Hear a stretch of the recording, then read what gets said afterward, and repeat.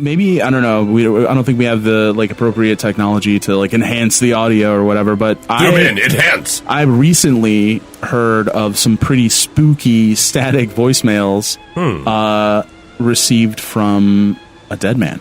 What? Did you guys ever hear about the Charles Peck calls? No, I haven't. No. All right. So this actually happened pretty recently, 2008, which actually wasn't that recent, but it sounds recent. It's in the 2000s. Within, 10 years. Kind of recent. Pretty recent. Recent-ish. In the expanse when we talk of about history. stuff from the 18th century, Right, that's true. Right. So 2 trains collided in Los Angeles. Wait, I've heard this joke. It was hilarious. I'm sorry. Yeah, I'm so sorry. A man died. I did this guys, math problem. It was in the Chatsworth district of Los Angeles, and about 25 people died. Oh, man. Jesus. One of them was Charles E. Peck. He was traveling from Salt Lake City for a job interview in LA. He was hoping to propose to his fiance based on the raise he was going to get from this new job. That's even sadder. Right? Super sad. And we just totally made a joke out of it. It was terrible. Hey, I didn't know that, man, all right? All right. Had I known that 2 trains colliding caused the death of 25 people, I would have stayed my tongue. It's normally such a hilarious event. I thought it was a joke, all right? The 2 trains are colliding, and then a rabbi... A rabbi walks out of a bar. Just complete non sequitur. 2 trains collide in Los Angeles. And 6 on the other side of the country, a rabbi walks out of a bar. It's like a nihilist Dada sort of thing. It's the butterfly effect. You don't get it, man. Exactly.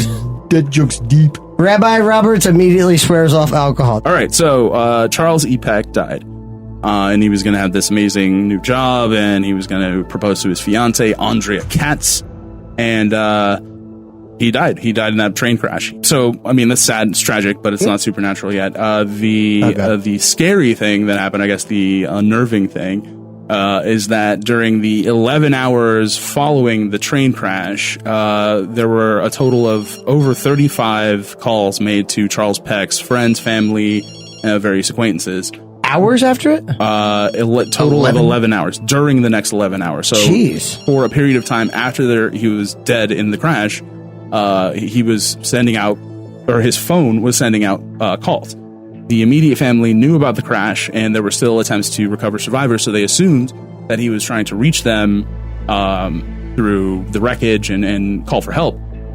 When they finally found his body, they realized he was in the front passenger car, where the majority of the casualties happened, and more than likely, died on impact. There would have been very little chance that he could have survived any kind of crash. Also, similarly sort of unnerving is the fact that they never recovered the phone. His phone is still missing. It wasn't on his person, and it wasn't in the wreckage. So, whoa. So what, were there any messages left, like voicemails or? So yeah, there were voicemails, and several people answered the phone for the call. And my God, what are you kidding they me? described on the other end was just a thin static. Oh, but it wasn't his actual. It wasn't Carl Perkins. What was his name? Carl Perkins? No, Charles. that was Flynn a, Pickens? No. that was a famous singer-songwriter. Gregory Peck. Charles E. Peck. Charles Peck. So it wasn't his voice. It was just static. It was static. Okay, let's say he was killed outright. Could this have been another survivor? Were there other survivors on this train, or there were survivors of the crash, but none in his car. That was the car that took the most impact, and everyone died. Did anybody travel from subsequent cars? Did anyone go up to the front to try to get anyone's cell phone to make a call, or?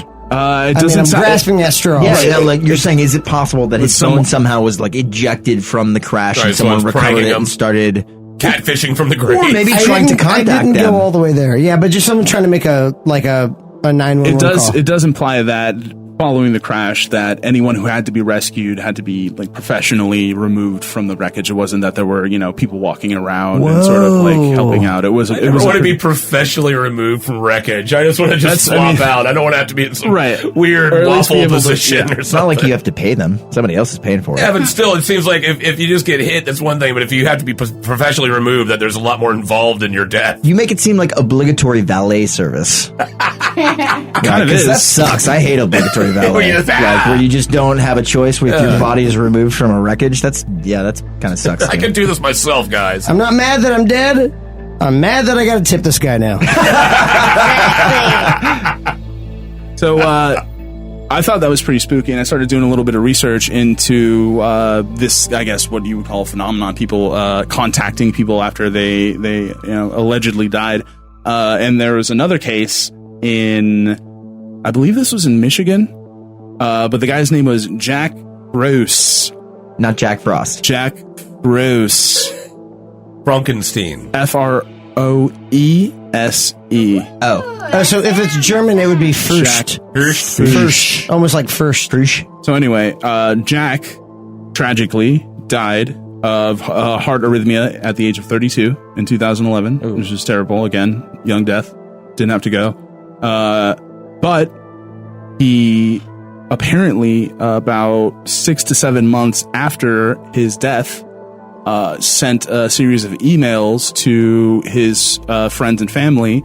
Now it's emails. Detailing several personal conversations and different sort of life events that happened before his death and after. He actually, one of these emails referenced one of his friend's broken ankle, which had happened several weeks after his death. And are you kidding me? These emails came from his email address. They were signed and sort of worded according to his friends and family in a similar way that he would word things. And, obviously the skeptics have chalked it up to a really clever hacker. Someone got a hold of this information and is messing with these people. I mean, did the content refer at all to him acknowing the fact that he was dead? It doesn't necessarily like, say hey that. guys, how did he die? Beyond the grave? Heart arrhythmia.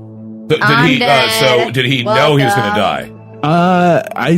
Was he sick? Did he die, or was it a sudden death? You're asking if he triggered like a bunch of emails to send off, or just he told his friend, "Dude, if I die, you totally send gotta off all mess these with my friends." hilarious emails. Yeah, let's just prank it from the grave, prank it from the grave.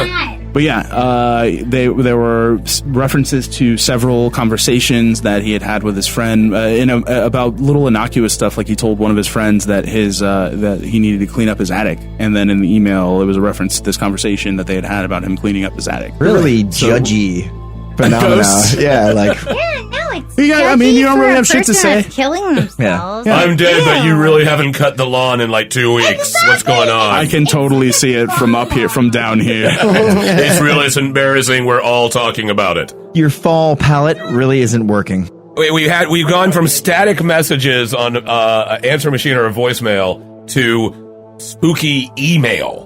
Well, and we also had the Watcher letters, I remember. So it's like the spookiness is keeping up with the times. You know what I mean?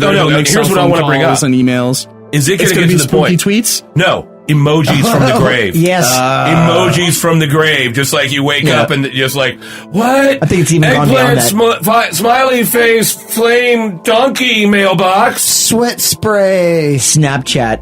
Yeah. Yeah, there you go. From the grave? Yeah, from the grave. And you think but actually they might get way more effective at it because, I mean, that's a way more simplistic way to communicate is through emojis. I will. And so they've tried to do EVPs, they've tried to do all these different things, and so emojis would actually be the most effective way for the dead to contact the living. Hey guys, this is Fritz.